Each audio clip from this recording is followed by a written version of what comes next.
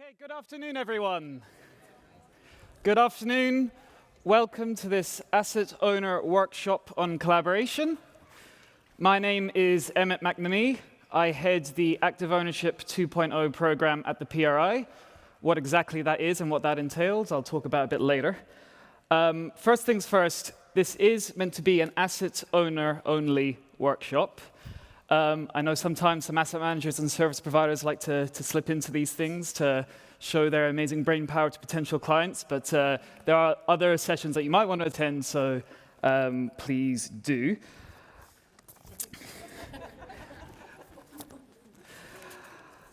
So, we wanted an asset owner-only session because, as you've probably heard before, asset owners are key to the PRI's theory of change. For driving responsible investment forward, for setting ambition levels, for addressing systemic sustainability issues, and for holding all other players in the industry accountable. I know that's a lot of big asks, and I also know that the demands being made of asset owners are growing daily. And the idea of this session is not to add to those demands, but actually to make them easier, because our belief is that more collaboration and better collaboration can help asset owners achieve the many constraints that they're faced with today. You don't have to go it alone. We can do this together. Actually, I would say a bit more than that. If you believe that sustainability challenges that we face today require significant changes to the real economy, I think achieving those is unachievable without greater collaboration than we have in the industry to date. Unachievable. I would be suspicious of any entity, no matter how large, that would claim otherwise, that they can claim they're capable of delivering on this alone. Now, when I say collaboration, I think, especially in the stewardship community, our minds tends to jump to these big collaborative engagements like Climate Action 100+, like the Advanced Human Rights Initiative that will be launched tomorrow at PRI in person. Now, these collaborative engagements are crucial, and we need a lot more of them. But I think we also need to think a bit more broadly when we talk about collaboration, how we can collaboratively engage with policymakers to deliver the real economy policy change that we need, how asset owners can collaboratively engage with their investment managers, with their service providers. And not just global initiatives like Climate Action 100+, but also much more regionally focused and much more nationally focused to deliver on local challenges. So, structure for the session today, we're going to have 3 asset owner speakers, each of whom will speak for about 5 to 8 minutes on a discrete topic of asset owner collaboration. After each speaker has finished their remarks, we'll have 15-minute roundtable discussions on the topic that's been covered. There's printed questions on each of the table. These are only meant to be prompts to help facilitate discussion. You don't need to stick to them. You don't need to answer all of them. It's just a tool. At each table, you should have a PRI staff moderator. PRI staff, can you place up your hands? OK, if you're at a table that is lacking PRI staff members, OK, we're all good. I should also say, we've got a lot to cover in this session today, perhaps even too much. So I would just encourage everyone at the tables to, resist the urge to embark on your keynote speech about what needs to change in responsible investment, just so we have time to hear from everyone. And maybe the final thing I'd say on this is that we are hoping for this to be as action and solution oriented as possible. We want ideas on how can we as an industry change. What can individual asset owners do? What collaborative spaces are needed? And how can PRI help you? How can PRI play a role in enabling greater collaboration? Final thing, Chatham House rules, so feel free to speak freely. And so, without further ado, I would like to invite our first speaker on stage, Louise Kranenburg, who's the Manager of Responsible Investment at Pensioenfonds Detailhandel. Thank you. And perfect pronunciation. Yeah, Emmet asked me before, how do you pronounce Detailhandel? And it was perfect. It's the pension fund of the Dutch retail sector. I'm very happy to be here. Also very happy to have so many of you here. We've been mostly listening all morning, which was, I think, very, nice and inspiring. But now it's up to you guys to come up with the real solutions to tackle some of the biggest challenges in the world. The first part of this will require you to discuss some questions, which you will see at the end. But first I will do it in 5 to 8 minutes, I promise you, no keynote speaking from me. I will talk a little bit about what we do at Detailhandel in terms of active ownership. We see active ownership, so engagement and voting, as a very effective sustainable investing instrument.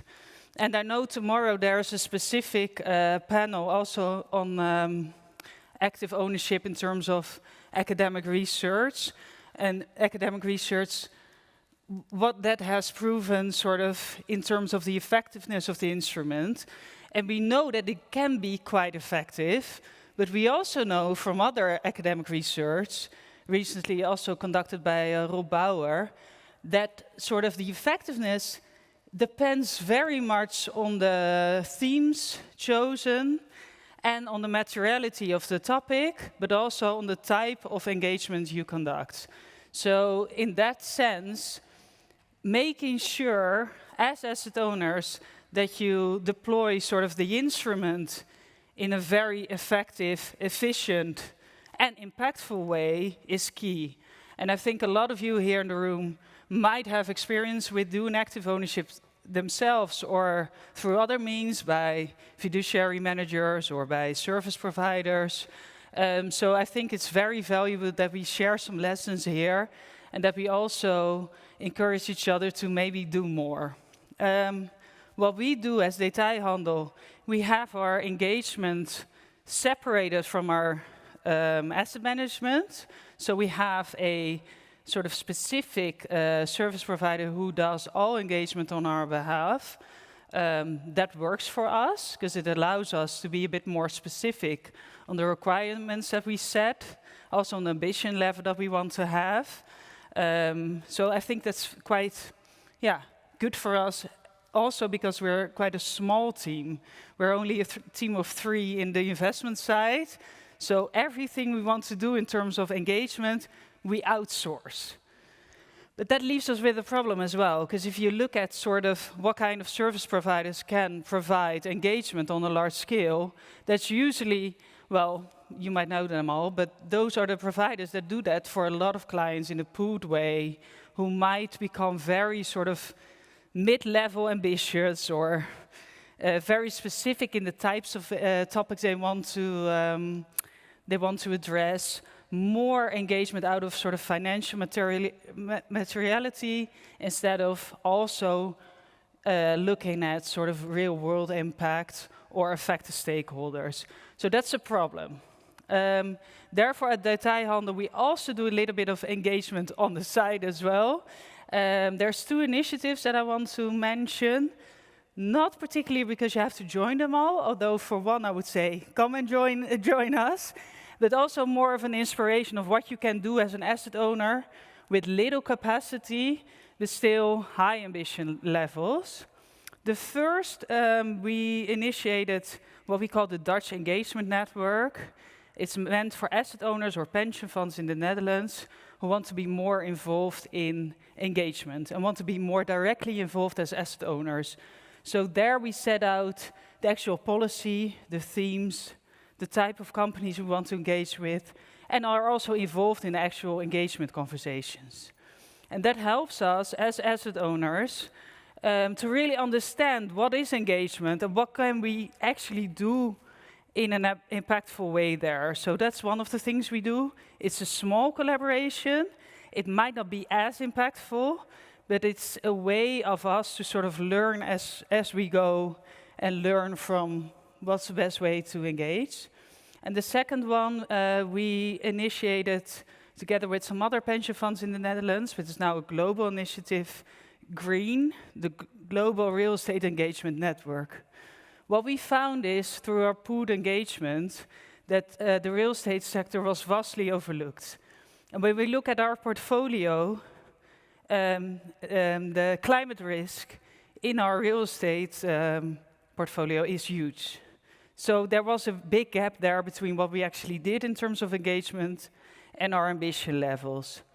So we initiated this network, and it's now growing, and we have now a worldwide sort of member base, and we're quite happy that this has become sort of the standard now to engage on listed real estate.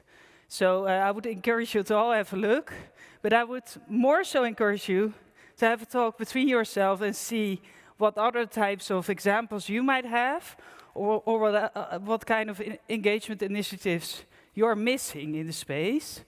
And for that, we have sort of 3 questions. You can discuss them all or discard them all and discuss something completely different. But I think what's most important, please discuss among yourselves sort of how asset owners can be most impactful in active ownership. There's a lot of examples already in terms of big collaborative engagements.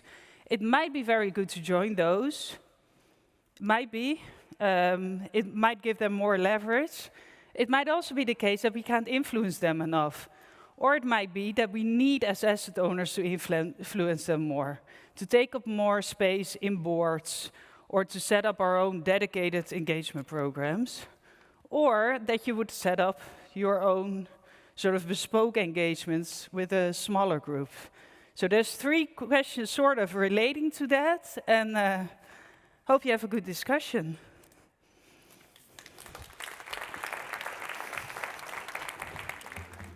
Okay, we're going to leave it there. We're going to pause the discussion. If I can now welcome onto the stage our next speaker. We have Mary Minette, who's the Senior Director of Shareholder Advocacy at Mercy Investment Services. That was a bit of a jump. So, for those of you who don't know us, Mercy Investment Services is the combined assets of the Sisters of Mercy of the Americas. And they are a Catholic women religious order. And they decided to combine their assets a while back in order to really bring to bear their money and their values in one place. And as a faith-based asset owner, we really have a clear mandate from the sisters to manage their money and to represent it in accordance with their values and priorities, and which they call their critical concerns. So those are earth, anti-racism, nonviolence, immigration, and the well-being of women and children as really their core values. So we are a fairly small investor, particularly within the universe of PRI. But we have a long history of collaboration with other investors to meet the goals that the sisters have set for us. So we collaborate on human rights issues, on sustainability issues through the Interfaith Center on Corporate Responsibility. We work with Ceres, and a few years ago we joined PRI because we really wanted to deepen that collaboration. So when we see an opportunity to work with other like-minded investors, we really tend to lean into it. And an example of that is the Climate Action 100 Plus initiative, which we joined as it launched. We really saw it as a way to leverage our assets and our voice in a way that we hadn't in the past, because it really does include so many different types of investors, asset owners, asset managers, big and small. And we realized that its focus on the heaviest emitters was really something that was going to help us in our work, because we'd done the usual sort of carbon footprint of our portfolio. We'd really discovered who the biggest emitters were, and the lists really did overlap. And it really has helped us to deepen our work on climate change and expand our influence. So why do we see collaboration as Mercy as such an important tool? Well, there are really clear benefits, some of which I've already mentioned, but working with larger investors really leverages our voice as a smaller investor. Collaborative initiatives give us access to issue experts that we don't have in-house through Ceres, through PRI, through other organizations. It gives us assistance in setting our own goals for the portfolio and for companies that we engage. And in the case of Climate Action 100, the benchmarking process has been incredibly helpful to us in really prioritizing what we want to talk to the companies we hold about. And finally, it gives us better access to the company, not just to the sort of worker bee level employees, but to senior management and in some cases to board members to really understand how the company is managing its climate risk. But there are certainly challenges. Collaboration takes time, it takes staff, and not all small investors have either to spare. We're fortunate because the sisters really have given us a lot of resources to do this, but it's still, there are 5 of us across all of the issue areas doing this work. Building expertise on issues is really hard, but it's not impossible, and there, as I said, there are a lot of resources out there to help you do it. And I think, in addition to the challenges, asset owners really bring a unique perspective to these collaborations. We have a sense of our own purpose and our priorities because we have a cohesive constituency that asset managers may lack because they're much more diffuse in who buys their funds. We're long-term owners, and we focus both on current returns but also on future returns. We have, that sense of the horizon.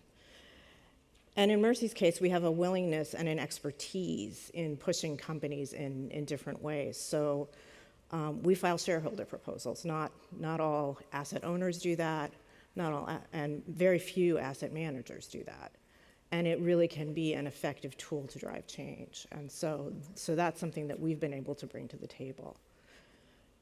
But really, in sum, we see this kind of collaboration with other shareholders as a way to amplify our voice and to meet our goals, and something that will continue to prioritize. We're joining the Advance initiative that's being launched tomorrow because we see human rights as a really huge issue in the energy transition, and we saw that the sectors that they're focusing on are the ones that we've been most concerned about.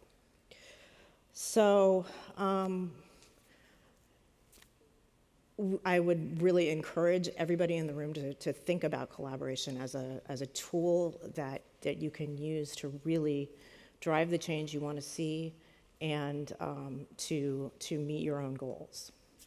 So we have questions on the table. I'm not going to read through them, but I hope you have a good discussion. Oh, look, a step. All right, we'll wrap that one up there. We have one final speaker coming up. A key theme that's already been emerging from the discussions has been how asset owner to asset manager engagement is central to driving progress forward. So here to talk about that is Kim Farrant, the General Manager of Responsible Investment at HESTA. Great, thank you very much. I'm our last speaker for this afternoon, so I hope you're not having a lull after that lunch and some jet lag. Now, we're all PRI members around the table here, so hopefully we know our PRI principles well, and if we do, we know that Principle 5 is really focused on collaboration. And at HESTA, where I lead the responsible investment team, we really believe in the power of that collective action, particularly for tackling systemic issues. This is really because collaborating often enables us to amplify our voice and to drive action.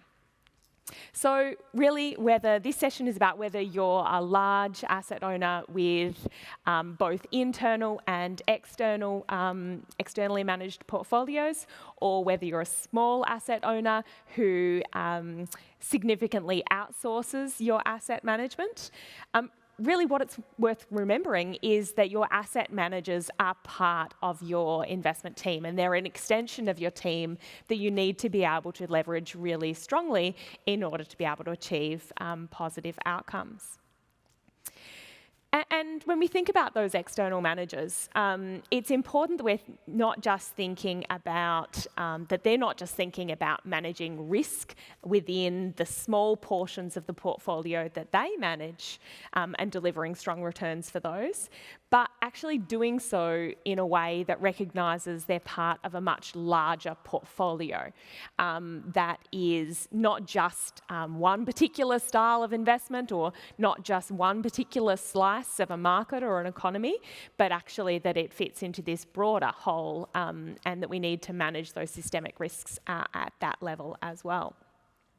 So just the same as there's really no point having two active managers with opposing overweight and underweight positions in the same company. There's no point in leading your own direct engagement with companies engaging for system level change if your asset managers are not also behind that same position. So what I wanted to do today was share some of the lessons that we've learned that can be used to encourage managers to actively participate in collaborative engagements. And really to see how you can hold your managers accountable as well. So some of these are lessons that we've learned through a collaborative initiative that we lead, which is called 40/40 Vision. Essentially, it's an investor-led initiative in the Australian market where we seek to achieve gender diversity within the executive teams of Australian-listed companies by 2030. And that looks like 40% of the executive identifying as men, 40% identifying as women, and 20% identifying as any gender. And for 40/40, we've got around 17 investment managers signed up to that initiative, a significant portion of whom are part of our asset manager network. So we've really been able to leverage that to try and help us get some scale. Some of the other lessons are just lessons that we've learned through engagement that we undertake on a range of thematics that we focus on, from climate change to First Nations and cultural heritage. So the first lesson that I wanted to share was really to select the right managers. Pretty obvious, really.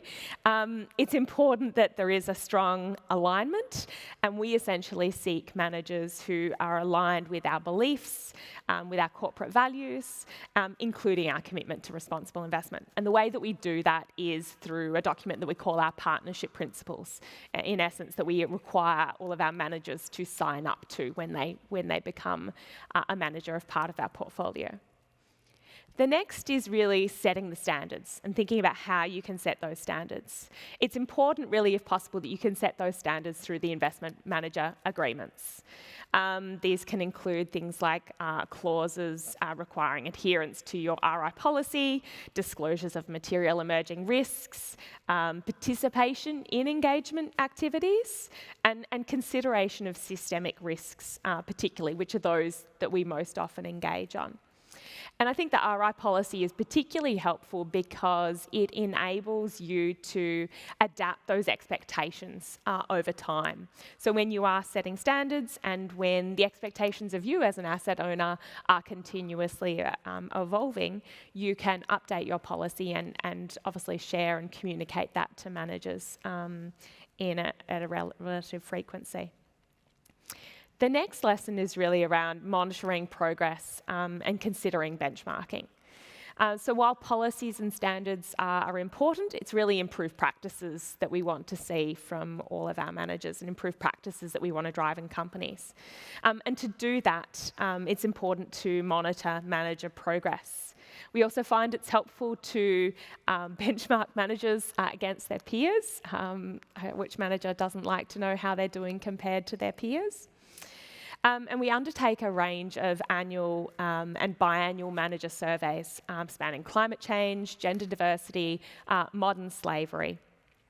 And in addition to that regular monitoring, we often do deep dives into particular topics. And in the last 12 months, we've done a deep dive in particular on climate risk.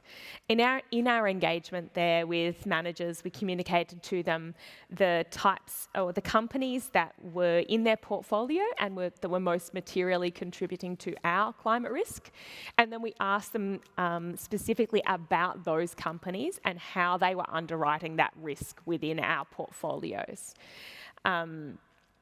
Some of the other things that we also did was to benchmark them across a range of domains, so we can tell them where they were doing well, where they've still got room for improvement. And we found that led to improvements not just within our manager group, but also to a little bit of competition between our asset classes, because equities wanted to do better than fixed interest and unlisted assets as well. So that was helpful. Informal monitoring is something that we also seek to sort of encourage. So we often reach out to our managers when we're seeking to make a decision in advance of an AGM. In order to inform our voting decisions. And even just them knowing that we're going to reach out with questions, I think encourages and forces managers to be active in their engagement, and particularly to integrate their engagement with their investment decision making. So their engagement can't be something separate from what they a separate function from their investment decision making. The next one is a bit sort of overt. It's really just to encourage to leverage your manager relationships when setting up collaborative initiatives in the way that we did with 40/40 Vision. After all, these initiatives really are, I suppose, they're the issues that are important to you as a fund, to your board, to your members and beneficiaries. Ask them to join, or ask them what they're doing about a particular issue, and once they're joined, make sure that they're active. So we ask our 40/40 investment managers to attend regular meetings of a steering committee, and we ask them about which company engagement which companies they've engaged with over the last quarter. I think it's also worth noting that it's not worth just thinking about engaging with the regular people within your asset managers. We've done quite a bit of work on cultural heritage, particularly in the wake of the Rio Tinto Juukan Gorge incident. And one of the more successful initiatives that we had was when we held a briefing for our asset managers and for resource sector analysts. And so we encouraged portfolio managers and the resource analysts to come along. And we talked about how our engagement had gone with the company and really got into the specifics about what had worked well, what hadn't, what lessons can we take away. And by providing them with that detailed information, it then enabled them to go and have those discussions themselves in much more detail than they would have otherwise been able to do when they're also meeting with those companies.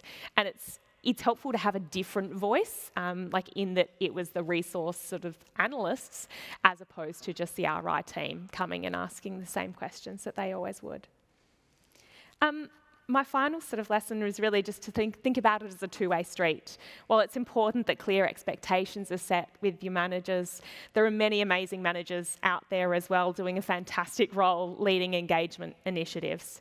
We were recently really excited to see a proactivity from a manager on biodiversity. So be sure you recognise those strong manager efforts as well, and share best practice with your other managers in order to encourage them to undertake some of those same initiatives within their team. And as we noted at our table, it's worth noting as well, we've talked a lot about listed company engagement, but it's worth noting that engagement is not just limited to listed companies. Collaborative engagement can also obviously occur in unlisted asset classes and with government stakeholders as well, which is something that we've found particularly helpful as we've embarked on some work around affordable housing recently. So thank you very much. I'd encourage you all to sort of work on the final list of questions, and thanks for joining us today.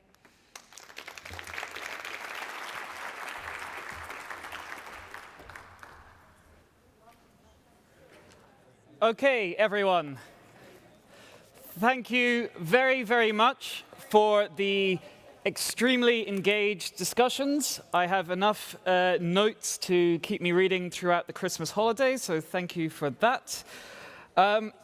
There are a long list of takeaways that we have from this session. I'm going to zoom in on two of them. One, asset owners need to concentrate where they have leverage.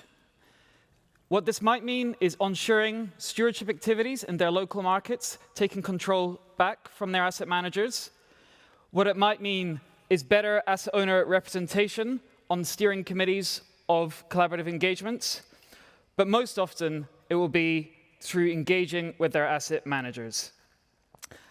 Which brings me to the second takeaway, which is that asset owners can and should cooperate to engage with their asset managers, and this needs to grow in scale and in sophistication.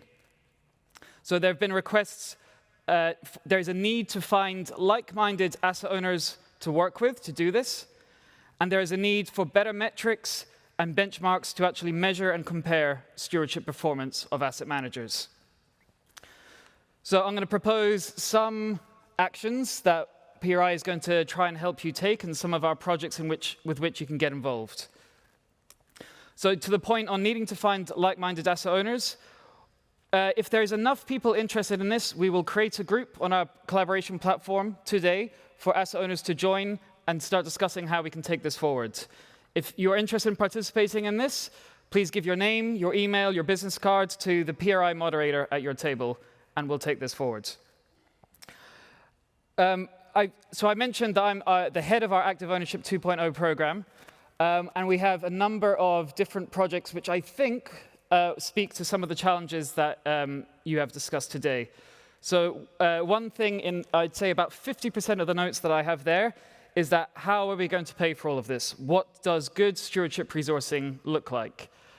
So Clara Mello, can you please put up your hand? Clara Mello is leading some research into current resourcing practices among the investment industry of their stewardship, and what will need to change to deliver on the sustainability goals that many asset owners have set themselves. If this is something you're interested in getting involved with, please approach Clara after the session. In terms of embedding stewardship for outcomes better into selection and monitoring processes, Irene Diaz, can you please put up your hand? Irene is leading research into what are the sort of questions and what are the evaluation criteria that asset owners can use to select better managers and to engage with the managers that they already have, focusing on systemic sustainability issues. If that's of interest, if you have views, please find Irene after the session. Shareholder proposals are a constant area of interest among all of our signatories. Just to flag that we will be soon publishing guidance on how to file impactful shareholder proposals, how to navigate the laws across various jurisdictions, but also how to win support for the proposals that you do file. Chloe Horn, can you please put up your hand? We're going to be publishing it soon, but if you want an advance copy, if you have a shareholder proposal you're about to file, or if you want some tips on how to win support, please find Chloe after the session. And finally, Carly Jacobs, can you please put up your hand? Carly's there towards the back. So shareholder proposals are important. We're trying to help with that. But I think many of us see that the next frontier in terms of stewardship of listed equities is going to be about corporate boards and board accountability. What role can investors play in shaping boards that are aligned with their interests, and that when you file a shareholder proposal that's successful, it will see meaningful implementation rather than compliance-based approach. If that's something of interest, please find Carly after the session. I just want to thank you all, to our speakers, to our moderators, and to all of you for your very active participation. I hope you found this helpful. I hope this is the beginning rather than the end of a discussion, and thank you very much.